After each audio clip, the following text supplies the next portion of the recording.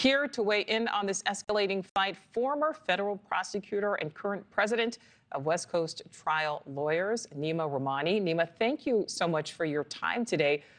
First, is this lawsuit from Harvard University against the government a surprise?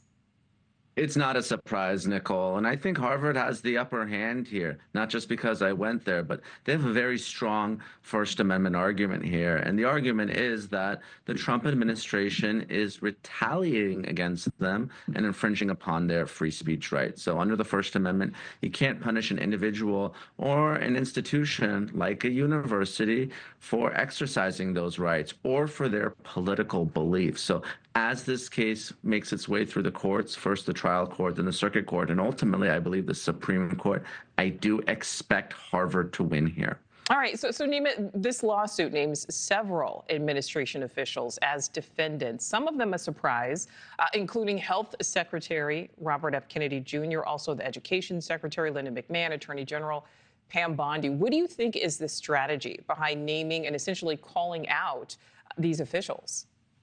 Well, these are individuals who are acting in their official capacity, and we're talking about billions of dollars in federal funding and grants that have been paused or rescinded outright. So this is the right practice. Obviously, you're going to sue individuals who are taking the actions and are infringing upon those free speech rights. And ultimately, of course, the Department of Justice will step in and defend those individuals just like they would defend the United States of America in any civil lawsuit. So the fact that we have individuals named is not surprising. It's a tactic to put pressure on them individually, as well as the U.S. government as a whole. All right, so Neama, right now this is Harvard University, but do you think we will see more universities follow suit and potentially file lawsuits against the federal government?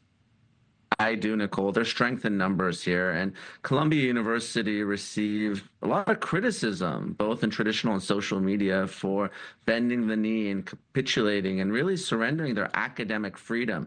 I think Harvard, of course, being the oldest and most prestigious university in the United States, I think that will motivate and empower others to move forward. And certainly there's strength in numbers here. And we know that Harvard isn't the only university that the Trump administration is targeting. They're going after many other large public and private universities. So the fact that Harvard was the first to file, I wouldn't be surprised if others follow the same footprint when pushing back on the administration.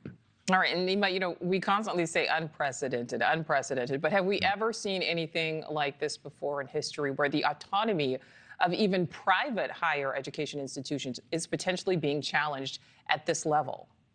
Nicole, we have not, and you're right. I use that word every single day because every day there's some new legal challenge, and the Supreme Court really is going to have its hands full, not just with education and immigration and when it comes to separation of powers issue involving Congress and the executive branch.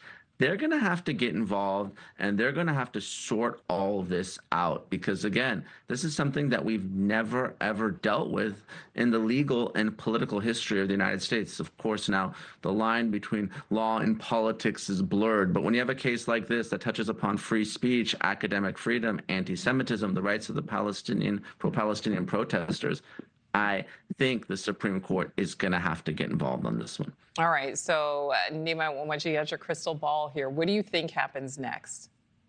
I think the Supreme Court will ultimately step in, either immediately through some extraordinary writ or appeal, or after the case gets appealed through the courts through the normal mandamus process. And when the Supreme Court does, this is my prediction, Nicole. I think Harvard certainly has the three liberal justices in its corner. I mean, Justice Kagan was the dean of Harvard Law School, one of my former professors. So I think they have those three votes. I think Justices Thomas and Alito have been supporting the Trump administration, really no matter what they're doing. So I think those are clear votes for the government. So then it's going to come down to the four other conservative justices. And I think Justice Gorsuch, who has been a big proponent of free speech rights, and Chief Justice Roberts, who has really been an institutionalist and really hasn't wanted to deviate from established constitutional norms. I think those are the two more likely justices to side with Harvard. Of course, they only need 5 of the 9 justices. I think they'll get there. All right, we will certainly see what happens. Neama Rahmani, thank you so much for your time. Thanks, Nicole. Talk soon.